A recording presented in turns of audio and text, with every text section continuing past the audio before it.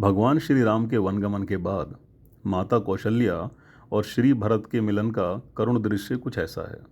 कृष शरीर आभूषणहीन मलान माँ भरत का नाम सुनते ही दौड़ पड़ती हैं।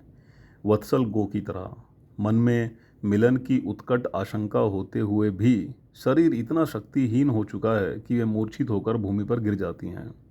भवन चारों ओर करुण विलाप और चित्कार से भर जाता है। श्री भरत अनुज के साथ दौड़कर मां को उठाते हैं। उनकी इस दशा को देखकर उनका हृदय शोक में डूब जाता है। वे सोचते हैं, इन सारे अनर्थों का मूल मैं ही तो हूँ। मेरा जन्म ही क्यों हुआ। व्यथा भरी वाणी से बोल उठते हैं, को त्रिभुवन मोही सरिस अभागी, गति असी तोरी माँ तुझे ही लागी। उसी करुणामय स्थिति में वे बड़े ही मार्मिक शब्दों में शपथ लेते हुए कहते हैं कि मुझे वही गति प्राप्त हो जो बड़े से बड़े पातकी को होती है।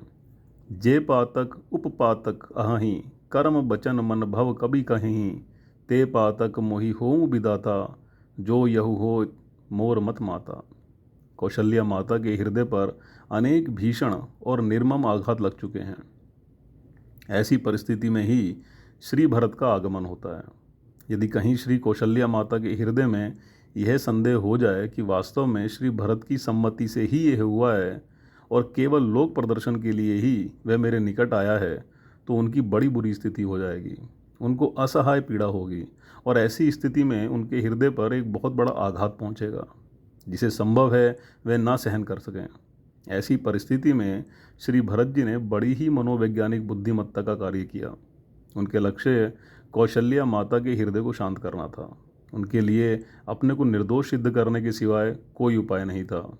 यहाँ निर्दोष सिद्ध का यह प्रयास निर्दोष सिद्ध करने के लिए ना होकर कौशल्या के दुख भार को लघु बनाने के लिए है। भगवान श्री राम, भगवान श्री भरत हम सब पर अपनी कृपा बनाए रखें। आपका पथ शुभ हो। धन्यवाद।